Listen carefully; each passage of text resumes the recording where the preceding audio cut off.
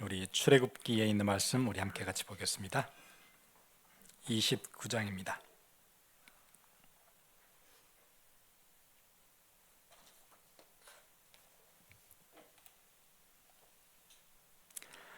출애굽기 29장 38절에서 46절까지 우리 함께 같이 읽겠습니다. 내가 제단 위에 드릴 것은 이러하니라. 매일 1년 된 어린 양 2마리니 한 어린 양은 아침에 드리고 한 어린 양은 저녁 때에 드릴지며 한 어린 양에 고운 밀가루 10분의 1 에바와 찌은 기름 4분의 1 흰을 더하고 또 전제로 포도주 4분의 1 흰을 더할지며 한 어린 양은 저녁 때에 드리되 아침에 한 것처럼 소제와 전제를 그것과 함께 드려 향기로운 냄새가 되게 하여 여호와께 화제로 삼을지니 이는 너희가 대대로 여호와 앞 회막문에서 늘 드릴 번제라. 내가 거기서 너희와 만나고 내게 말하리라. 내가 거기서 이스라엘 자손을 만나리니 내 영광으로 말미암아 회막이 거룩하게 될지라. 내가 그 회막과 제단을 거룩하게 하며 아론과 그의 아들들도 거룩하게 하여 내게 제사장 직분을 행하게 하며 내가 이스라엘 자손 중에 거하여 그들의 하나님이 되리니 그들은 내가 그들의 하나님 여호와로서 그들 중에 거하려고 그들을 애굽 땅에서 인도하여 낸 줄을 알리라. 나는 그들의 하나님 여호와니라. 아멘. 예, 오늘 특별히 우리 예일교회 박성진 목사님 오늘 예배를 위해서 우리 말씀 주실 텐데 오늘 이 말씀 붙잡고 완전한 승리, 우리의 삶이 새롭게 바뀌는 그 응답 속으로 들어갔으면 좋겠습니다. 우리 같이 말씀 듣는 시간 갖겠습니다.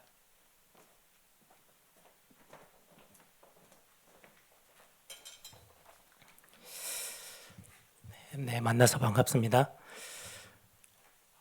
제가 여기 LA 온 지가 딱 1년 만에 또 왔더라고요. 미국에는 몇 번 들어왔는데 계속 LA는 못 오고 뉴욕으로 다녀와서 오랜만에 이렇게 우리 성도님들을 뵙고 또 같이 함께 우리 한국에 있는 광주 예일교회에 있는 성도님들은 팀으로 이루기도 하고 또 성도님들이 중요한 또 보내주신 기도 제목들을 가지고 매번 우리 주님이 함께하는 교회를 위해서 기도하고 있습니다. 기도에 동역하는 자리에 있다가 오늘은 또 말씀을 들고 섭니다. 저는 예배할 때 저의 어떤 감각을 하나님이 팬데믹이 지나면서 저에게 굉장히 많은 도전을 주신 것 같아요. 모태신앙으로 자라왔기 때문에 당연한 제 삶에 절대 뺄 수 없는 자리가 예배의 자리였어요. 그래서 항상 예배에 오는 것은 당연했고 여기서 어떨 때는 또 은혜도 받고 또 말씀에 또 도전도 받고 그랬던 시간들이 저희 평생에 걸쳐 있는데 팬데믹 때 여러분들 그 목회자로서는 여러분들은 경험하기 좀 어려울 수 있겠지만 목사로서 설교하는 자로서 경험하는 가장 비참했던 시간들이었던 것 같아요. 제가 섬기는 교회는 이제 공간이 이것보다는 조금 더 넓잖아요.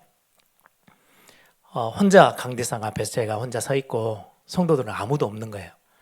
그냥 화면으로 몇 개 이렇게 비춰서 줌으로 들어와 있는 성도님들 얼굴을 저 멀리서 조그맣게 보고 텅 비어 있는 예배당에서 메시지를 전하고 있는 그 느낌.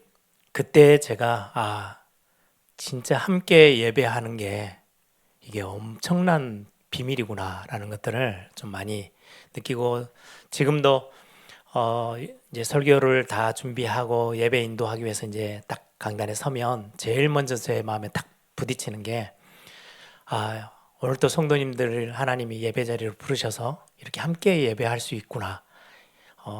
매주 이 감각들을 하나님이 저를 이렇게 도전시켜 주시는 것 같아요. 그래서 여러분들이 예배하러 오실 때 그냥 내 삶의 일부분 당연하게 내가 크리스찬이고 내가 또 주님이 함께하는 교회 성도니까 당연히 예배하러 가야지 이 감각보다 조금 더 정말 오늘 이 예배 자리가 나에게는 어떤 자리인지 오늘 내가 예배하는 이 시간 하나님은 나와 어떤 언약을 맺고 또 어떤 응답으로 준비하고 나를 부르셨는지 여러분들이 조금 더 감각을 많이 이렇게 살려내서 하나님 앞에 또 더 깊은 또 응답의 자리가 되기를 소망합니다.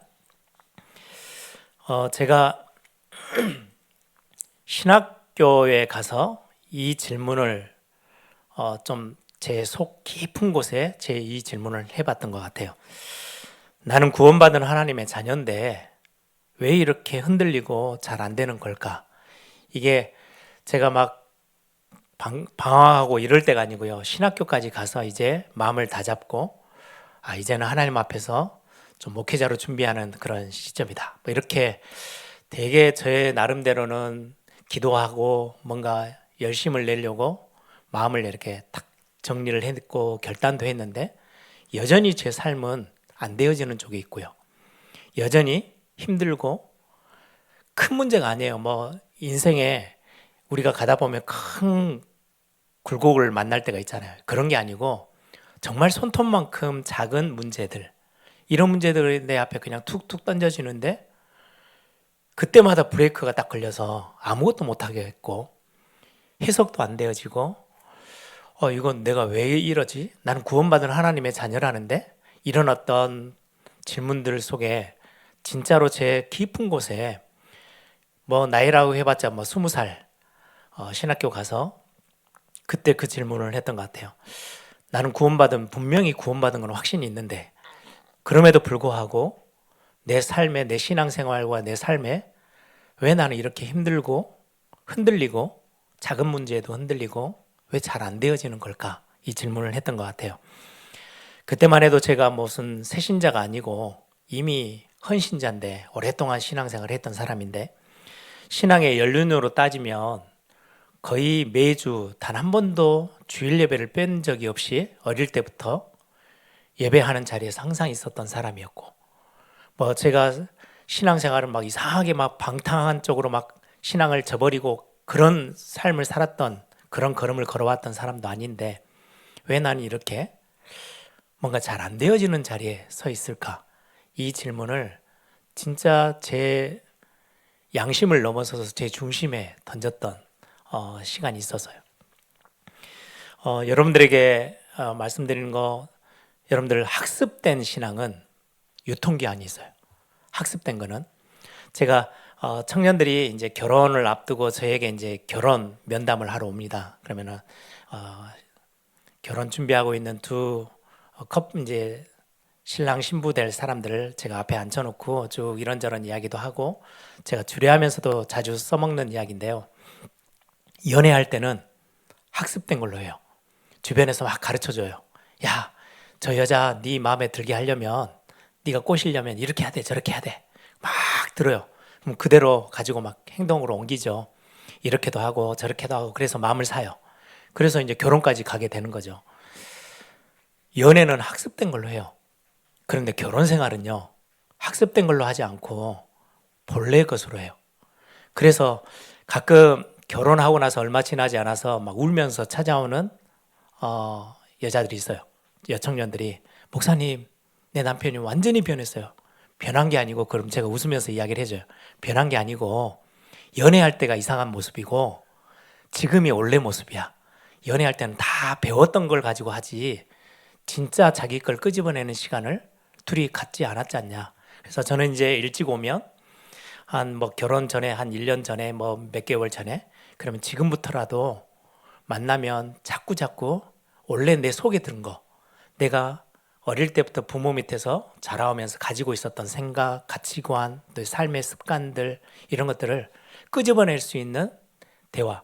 뭐 꽃 하나 주고 영화 하나 보면서 맛 너무 좋다 이렇게만 붙어만 있지 말고 이제는 결혼을 할 거니까 학습된 거를 넘어서서 본래의 것을 좀 끄집어내봐라 뭐 이런 이야기를 해줘요. 학습된 거는요 연애할 때만이지 결혼 생활이 딱 시작되면 학습된 거는 온데간데 없이 올레게 나와요. 이스라엘 백성들도 그렇지 않았나 싶어요. 오늘 본문에도 출애굽기면 애굽에서 400년 시간을 다 마무리하고 하나님이 은혜로 홍해바다를 건너고 구원의 자리, 하나님의 백성의 자리에 세웠어요. 근데 그 400년 동안 뭐 했겠어요?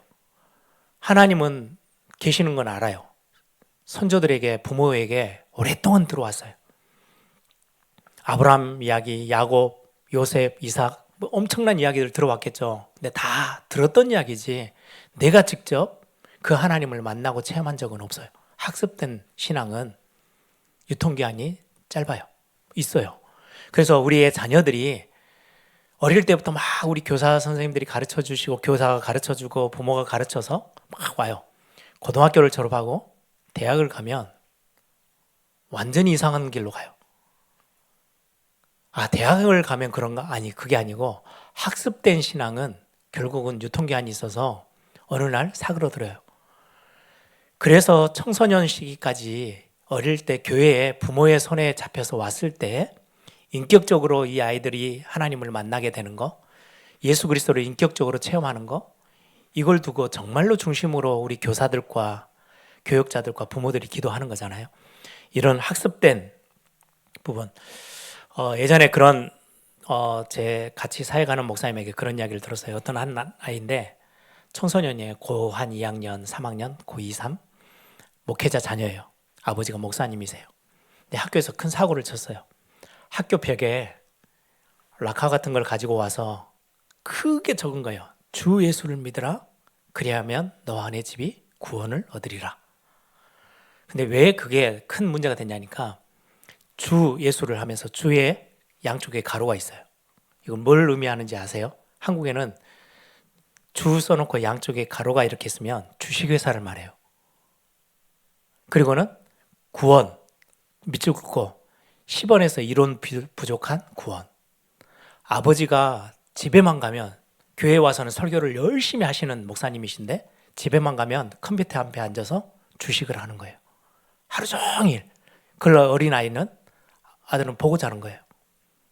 그래서 교회다가 그리고 나서는 교회를 졸업했어요. 신앙생활 끊었어요. 주 예수를 믿으라. 주식회사 막 거기에 매달리고 있는 아버지가 10원에서 1원 부족한 구원을 얻으리라. 그렇게 적어놓고 간 거예요. 청소년들이 바라보는 눈은요, 삶은 엉망인 것처럼 보이고 이게 어디에 구심점이 어디에서 있지? 얘들이 뭐 청소 안 되어지는 그 방 보면 정신없잖아요. 아무리 정신없어도 볼 거는 정확하게 봐요. 그러니까 이 아이들에게 정확한 신앙이 들어가지 않고 하나님에 대한 정확한 것들이 만나지지 않으면 결국은 학습된 거예요. 어느 날 그냥 내려놓게 돼요. 우리 어릴 때부터 학습 많이 받았잖아요. 주일학교 때 저는 그렇게 배웠어요. 하나님 앞에 기도하면 다 응답해 주신대요. 근데 저는 어릴 때 그 생각을 했거든요. 왜 하나님이 분명히 내가 공부 시험 앞두고 기도했는데 성적표 보면 엉망이에요. 하나님이 몇 명에게만 그 똑똑한 머리를 몰빵해서 그 애들에겐 성적이 좋게 나오고 나는 전혀 내 기도는 안 들어주시나? 뭐 이런 생각도 하고요. 또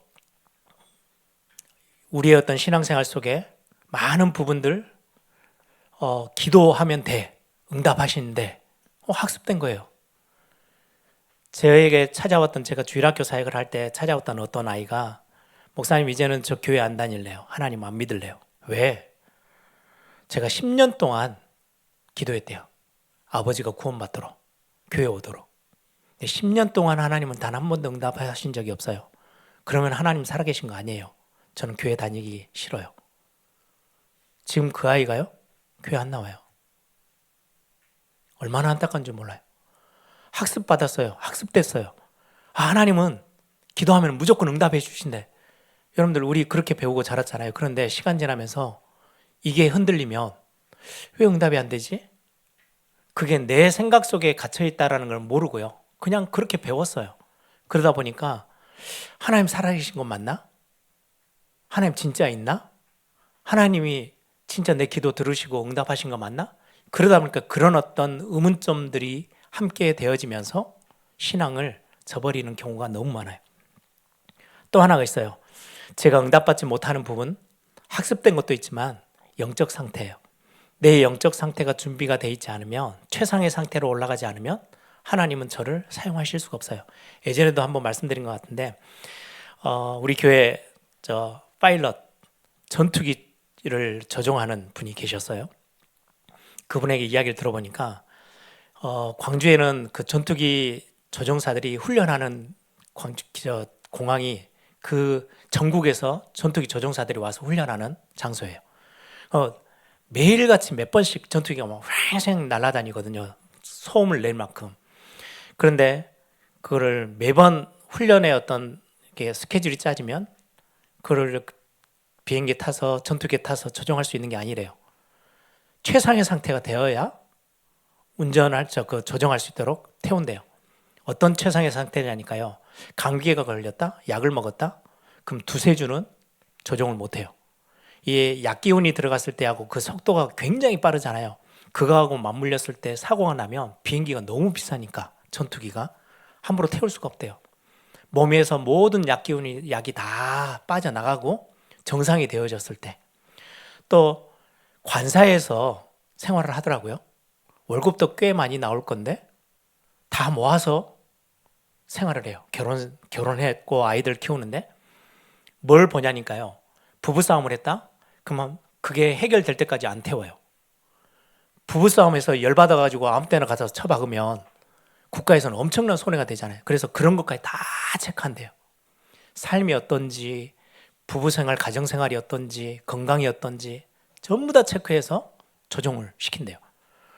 여러분, 아니 세상에서도 그렇게 하는데 우리 하나님 나라를 위해서 사용되어지는 일꾼들을 하나님이 쓰실 때에 아무 준비도 안 돼 있고 영적인 상태가 전혀 준비 안 돼 있는 상태, 하나님 우리를 구원받은 거하고는 달라요. 하나님의 일에 쓰임 받는 거. 우리의 몸의 상태도 그렇죠. 여러분들 들고 다니는 스마트폰 엄청 세균이 많이 있어요. 여러분들은 우리 눈에는 안 보여서 그렇지 현미경으로 보면 어마어마할 거예요. 어떤 아이들은요 이거 들고 다니다가 하루 종일 들고 다니잖아요. 입에다 물었다가 손에 있고 이 손을 가지고 씻지도 않은 걸로 막 타요. 그런데 우리는 건강하면 아무 문제가 없어요. 내 몸이 버텨줘요. 그걸 면역 시스템이 다 막아요. 근데 내 면역 시스템이 망가져 있는 사람에게는요 심각해요. 여러분들 중환자실 같은 데 가보시면 옆에 보호자도 못 들어오게 다 막아놓고요. 간호사나 의사들도요 철저히 다 조금이라도 균이 그 사람에게 전달되지 않도록 완전히 다 막아요. 왜? 면역 기능이 완전히 떨어져 있으면 더 큰 병으로 오니까. 내 몸이 건강하면, 내 영적 상태가 건강하면 문제가 와도 큰 문제든 작은 문제든 버텨낼 수 있어요. 이토록 우리는 질문해요. 나는 구원받은 하나님의 자녀인데 왜 나는 잘 안 되어질까요? 우리가 학습된 신앙생활에 머물러 있는지 점검해 보셔야 되고, 또 하나는 내 영적 상태가 어떠한지 반드시 체크해야 돼요. 우리는 말씀 통해서 오늘 이 질문에 대한 답을 찾아봐야 되겠습니다. 전 지난주 메시지 여기 이제 미국에 도착해서 들으면서도 그래, 한 주의 시작 주일이지, 하루의 시작이 아침 새벽이지, 내가 이때 내 영적인 상태를 놓고 또 하나님 앞에서 어떻게 내 삶을 결단하고 또 하나님 앞에 서야 될까, 이런 질문 앞에 답을 찾기도 했습니다. 오늘 본문을 보시면 출애굽해서 지금 나온 딱 그 시점이에요. 10가지 재앙 6월절, 여러분들 너무나도 잘 알고 너무나도 많이 들었던 메시지 속에 있었던 현장이죠. 오늘 그 현장을 여러분들이 좀 그려가면서 말씀을 같이 나누어 보셨으면 좋겠어요. 제가 6월절에 대해서 설교할 때면 꼭 언급하는 구절이 하나 있어요. 6월절 어린 양을 잡는데 그때 이스라엘 백성이 남자만 60만 명이에요. 출애굽에서 나온 숫자가.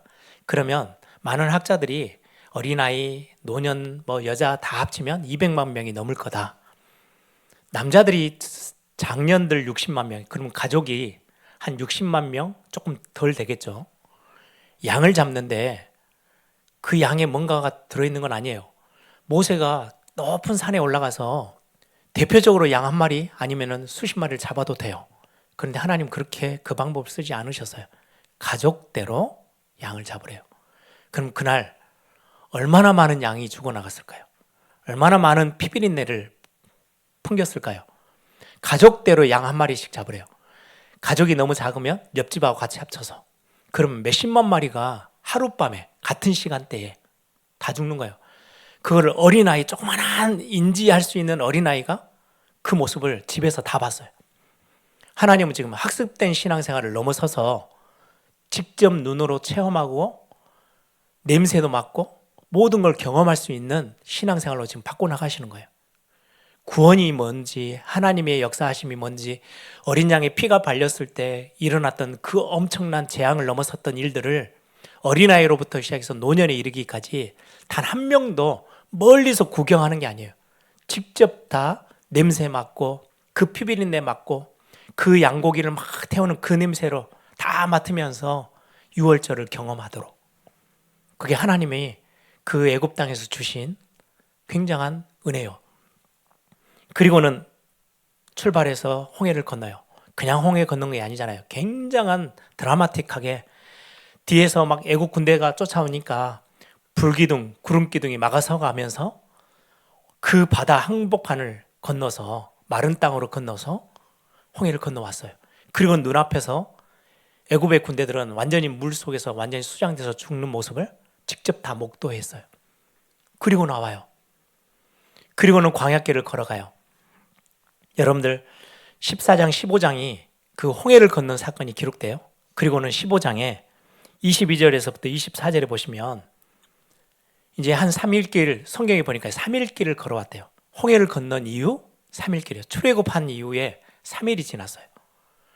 물이 이제 떨어질 때 됐죠. 다 짊어지고 왔던 물들, 가족들 다 먹이고 나니까 손에 물이 없어요. 목이 타요. 근데 그 광야길에서 물을 만났는데 물이 너무 쓴물이어서 먹을 수가 없어요. 마라의 쓴물이에요.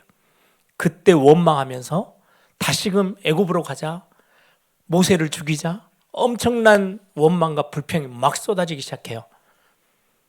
여러분들 그냥 그 본문을 그냥 보지 마시고 3일길 걸어온 후에요. 여러분들 이 본문을 보면요, 이스라엘 백성들 너무했다. 하나님이 역사하셨던 그 10가지 재앙, 유월절, 그 엄청난 기적을 맛보고 홍해 바닷가를 다 건너고 와서 우리처럼 성경책으로 읽어서 그 사건을 대하는 게 아니고요. 그도 눈으로 직접 봤어요. 그리고 나서 3일이 지났는데 원망해요. 하나님은 어디 계시냐? 왜 우리를 여기까지 데리고 왔냐? 우리 다시 애굽 가자. 그리고 나서 하나님이 그 쓴물을 달게 바꾸시죠. 먹고 나니까 또 할렐루야 아멘 다 했어요. 그리고 나서 성경에 16장에 가시면 2절에 가시면 한 달 반이 지나요. 한 달 반, 45일이 딱 지나고 나서 이제는 배가 고픈 거예요. 가지고 온 음식이 다 떨어졌어요. 고기가 먹고 싶대요. 또 그것 때문에 원망 불평하고 난리가 났어요. 또다시 애굽 다시 가재요. 다시금 옛날 그 습관으로 또 다시 세상으로 다시 또 가자고 엄청나게 소리치는 그 이스라엘 백성들 언제냐? 몇 년이 지난 게 아니고요. 45일 지났어요. 그리고 나서 며칠 또 걸음을 하고 고기를 하나님 메추라기를 엄청 쏟아부어서 막 입에 냄새날 만큼 먹였잖아요. 그러고 나니까 또 할렐루야예요.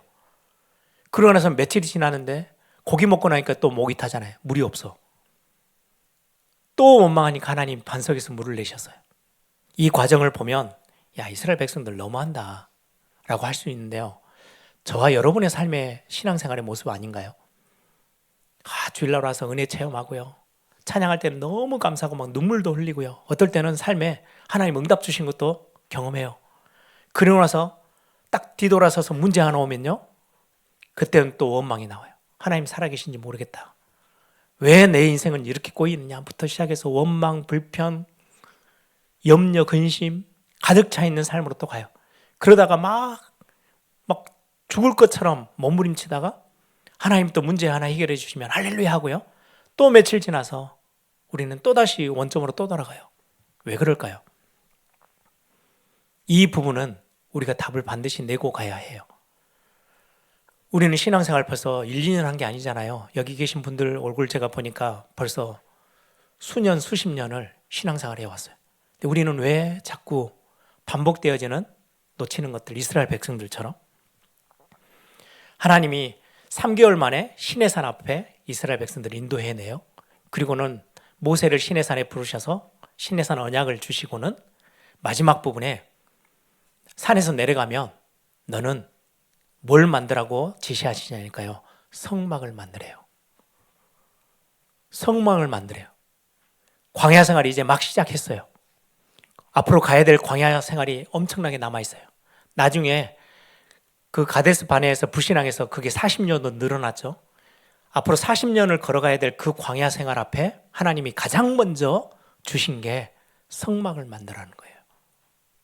오늘 이 성막에서 뭘 하라고, 이 성막에서는 하나님이 어떤 일을 행하시겠다고 약속하신 그 내용이 오늘 본문 29장에 기록되어져 있어요. 여러분, 오늘 이 말씀이 기록된 현장이 광야라는 현장이에요. 광야는 우리의 인생을 그대로 보여줘요. 우리는 광야길을 걸어가는 나그네 인생이라고 성경을 표현하고요.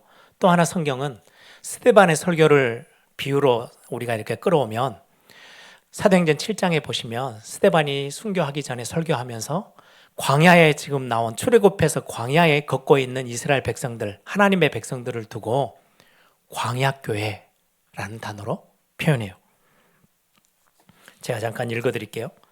사도행전 7장 38절에 시내산에서 말하던 그 천사와 우리 조상들과 함께 광야교회에 있었고 또 살아있는 말씀을 받아 우리에게 주던 자가 바로 이 사람 모세다라고 이렇게 말씀해요.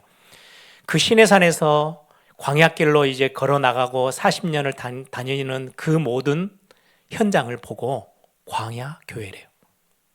우리의 신앙생활이래요. 그래서 많은 목사님들이 설교하면서 우리가 이 땅에서 살고 있는 천국 가기 전에 이 땅에서 사는 모든 신앙생활을 광야길이라고 설명을 해요. 오늘 또 찬송 불렀죠. 391장 메마른 땅을 종일 걸어가도 광야 같은 길을 우리는 걸어가요. 수도 없는 문제들이 우리에게 다가와요. 광야는 정의를 내리면 혼자서는 스스로는 아무것도 할 수 없는 곳이 광야예요. 광야에는요 순간순간 이상한 것들이 튀어나와요. 아말렉이라는 적들이 이건 게릴라전 같은 그런 어떤 싸움을 걸어오는, 그래서 뒤에서 물건들을 뺏어가요. 큰 그룹이 이스라엘 백성들이 이렇게 움직이잖아요. 그럼 전체가 이렇게 쫙 딸려가는 사람들도 있지만 뒤에 뒤처지는, 왜 나이 많고 병들고 힘들어하면 뒤로 좀 처지죠. 그럼 그 뒤에 처진 사람들을 쳐들어가서 빼앗고 죽이고 하는 민족이 아말렉이에요. 광야에서 그렇게 해서 먹고 사는 민족이에요. 언제 아말렉이 튀어나올지 몰라요. 그게 광야 생활이에요. 우리를 해하고 우리를 어렵게 만들고 우리에게 많은 것들을 막 풍족하다 싶을 때 어느 날 병이 들어서 확 빼앗기기도 해요. 그런 어떤 아말렉과 같은 삶에 우리를 공격해오는 것들이 너무나도 많아요. 불뱀도 있어요. 물리면 죽어요. 엄청나게 고통스러워요. 또 우리에게는요 질병도 있어요. 광야에는요 목이 타요. 물이 풍족하게 제공되지 않은 곳이에요. 먹을 것이 없어요. 배고파요. 질병이 너무너무 많은 곳이 광야예요. 우리 이 땅에 살고 있는 신앙생활하고 있는 우리의 모습들이에요. 의지할 것 없고 예상할 수 없는 삶을 살아가야 되는 우리의 모습들이죠. 광야 이렇게 하면 제가 한국에서 설명하면 되게 이렇게 어떨 때는 사진도 보여줘야 되고 막 그래요. 근데 여기에 살고 계신 여러분들은 광야 하면 너무 이해가 빠르시죠. 어느 정도 여기에서 조금만 벗어나면 금방 주변에 아무것도 없고 허허벌판에 몇 개 선인장, 뾰족 마른 선인장만 몇 개 있고 바람 엄청나게 불고 아무것도 없는 것처럼 보여지는 그 광야, 그 한복판에 우리가 지금 서 있는 거예요. 나그네 인생. 하나님이 아니면, 하나님을 의지하지 않으면 우리는 거기에서는 무너질 수밖에 없는 삶. 우리를 이런 광야에, 광야교회라고 말하는 이 지상의 교회를 광야교회라고 말하는 이유, 우리를 광야의 한 가운데 두신 이유, 신명기 8장 2절에서 4절에 보시면 그렇게 설명하고 있어요.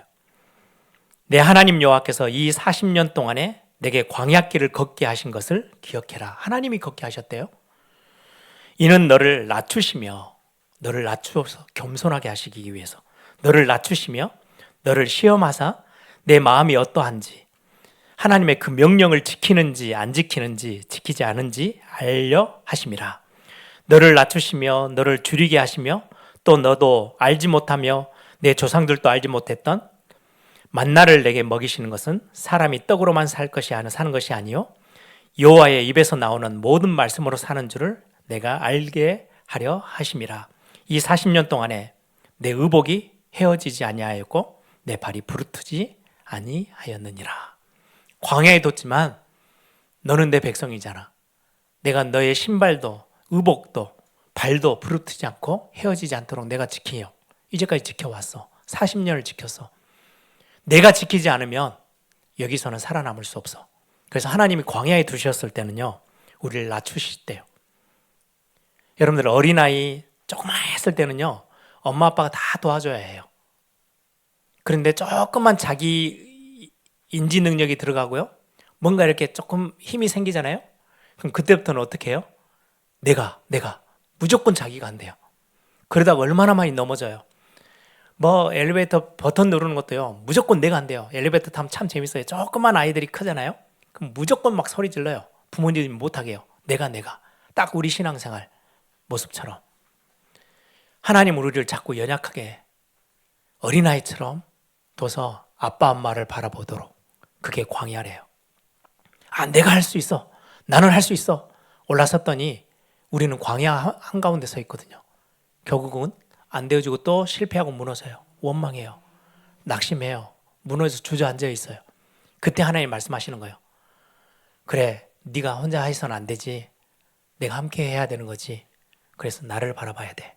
이거를 자꾸 심어주기 위해서 우리를 광야에 두셨대요. 우리를 시험한대요. 뭘 시험해요? 문제가 왔을 때 어떻게 행동하는지를 보시는 거예요. 어려움이 왔을 때 내가 하나님을 의지하는지, 믿음을 선택하는지, 뭘 고백하는지를 하나님 지켜보신대요. 그거를 확인하시기 위해서 우리를 광야 한가운데 두셨다고 말씀해요.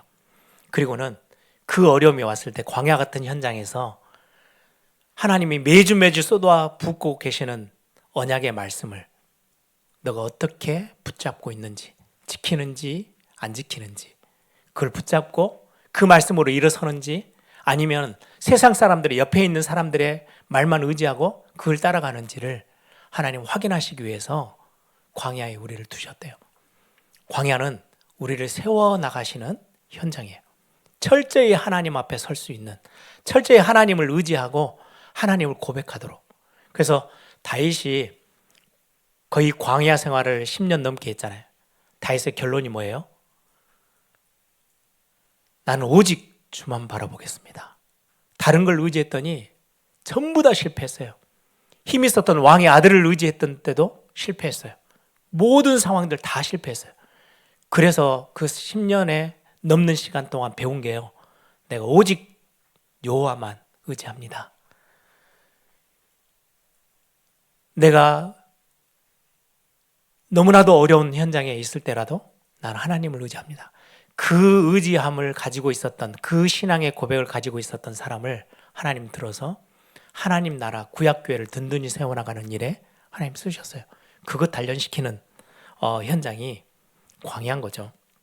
이 광야에서 하나님이 가장 시작하면서부터, 광야 생활을 시작하면서부터 그 원망하고 안 바뀌는 삶, 금요일날도 우리 영 목사님이 메시지 하더라고요. 각인된 거, 이거를 뒤집어낼 수 있는 최고의 현장으로 하나님이 주신 시스템이 있어요. 그게 바로 오늘 본문이에요. 하나님이 광야에 나오자마자 먹고 사는 문제를 두고 만나를 허락하셨어요. 만나는 매일 주시는 거예요. 하나님도 참 귀찮았을 것 같아요. 한 달에 한 번 내가 딱 날정해가지고 첫날 내가 탁 줄게. 그러면 항아리에 쌓아놓고 한 달 먹고 그 다음 한 달, 다음 달 보자 이러시면 돼요. 아니 조금 줄이면 한 주? 그런데 하나님이 만나를 한 주간, 한 달, 1년 이런 단위로 40년을 세우신 게 아니고요. 매일 주셨어요. 하나님도 참 귀찮으셨겠다. 근데 귀찮은 게 아니고 하나님이 지금 굉장한 걸 가르치시는 거예요. 그 다음 날 거 쌓아놓으면 내일은 나 좀 늦잠 자고 싶어. 그래서 막 끌어모아가지고 만나 아침에 항아리에다가 2개를 싸놔요. 내일까지 먹을 거? 그럼 하나는 썩어버려요. 하루가 지나면. 하나님이 주신 은혜는 광야에서, 우리가 이 땅에서, 광야교회 같은 이 땅에서 살아가는 동안 하나님이 주신 은혜가 매일매일 우리에게는 필요해요. 하루가 넘어가면, 우리 예전에 야 목사님 저는요 지난 영성 수련회 때요 진짜 은혜 받았거든요. 그건 그때고요. 그걸로 1년을 살 수는 없어요. 은혜는 매일매일 하나님 앞에 받아 나가야 돼요. 그래서 아침 새벽이 너무 중요해요. 아침 잠깐의 시간에 여러분들 습관처럼이라도 하나님, 오늘 하나님 내게 은혜 주시지 않으면 오늘 하루 내 힘으로 또 움직여야 돼요. 하나님의 내게 은혜를 주세요. 이렇게 시작하세요. 그게 광야에서 하나님이 주셨던 그냥 단순하게 만나로 그들을 먹여 살리셨다가 아니고 하나님의 영적 시스템이에요. 매일 하나님의 은혜가 너에게는 필요해. 그래서 매일 하나님을 바라봐야 돼. 그 2번째가 성막이에요. 오늘 본문에 나오죠. 출애굽기 29장 38절 39절에 보시면 내가 제단 위에 드릴 것은 이러하다. 매일 1년 된 어린 양을 2마리를 가지고 드리는데 39절에 어린 양 1마리는 아침에 또 1마리는 저녁에 아침 저녁으로 번제를 드리래요. 성막에서 성막을 짓고 그 성막에서 아침에 저녁에 매일 온 백성들을 위해서 예배하는 그 예배를 번제를 드려라. 성막에서 하는 거야. 이 성막에 대한 그림을 한번 잠깐 제가 영상을 한번 띄워드릴게요. 광야에서 이스라엘 백성들이 성막을 어디에다 지어놨냐니까요. 저 한복판에 지었어요. 12지파가요 양 옆으로 다 진을 쳐요. 천막을 다 지어요. 가장 가운데 성막이 있어요. 거기서 아침 저녁으로 양을 잡으면서 태워요. 그럼 아침에 눈을 떠서 텐트죠, 장막이니까 일어나서 쳐다보면 어디가 보여요? 성막이 보여요. 이게 광야 40년 내내 하나님이 그들에게 주신 시스템이에요. 광야에서 가장 중심은 성막에서 아침 저녁으로 드리는 번제. 번제는 예배예요. 온전히 하나님 앞에 드리는 예배. 거기에서 약속하신 게 있어요. 성막을 만들어 놓고 아침 저녁 번제해라. 그리고는 끝난 게 아니고요. 42절에 약속하셨어요. 뭐라고요? 이는 너희가 대대로 하나님 앞 회막문에서 늘 드릴 번제니라. 내가 거기서 너희와 만나고 내게 말하리라. 내가 거기서, 오늘 제목이 예배 자리예요. 내가 예배하는 자리에서 내가 너희를 만나고 내가 거기서 너에게 말할 거야. 너의 삶의 가장 중심은 예배여야 해. 광야라는 그 무엇이 튀어나올지 모르고 예상치도 못하는 문제들이 너무나도 많은 그 현장, 너의 삶이 그러하지. 거기에서 하나님을 바라보도록, 하나님을 의지하도록 훈련하시는 현장인데, 훈련소인데, 거기에 가장 중요한 하나님이 세워놓으신 시스템이 뭐냐? 예배하는 시스템이에요. 성막을 가장 한복판에 두셨어요. 네가 그거 놓쳐버리면 광야 40년 망하는 거야. 아무리 네 혼자 발버둥 쳐도 거기서는 일어날 수가 없어. 그래서 예배를 가장 가운데 둬야 돼. 그때 내가 너에게 행할 것은 내가 너를 만나줄 거야. 학습된 게 아니고 하나님이 친히 우리를 인격적으로 만나서 우리의 삶을 친히 바꾸시겠대요. 성막은요, 결국은 예수 그리스도를 상징해요. 지금은 성막이 없어졌어요. 그리스도가 실체예요. 여러분들 복음서에 보세요. 예수 그리스도를 만났던 모든 사람들이 삶이 다 바뀌었어요. 저는 그게 우리 성도님들에게 기도 제목이에요.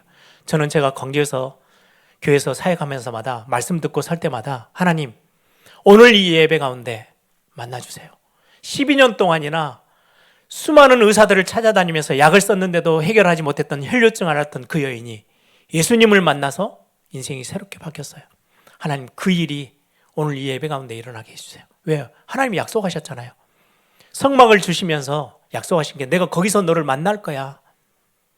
하나님이 우리를 만나주시는 현장이에요.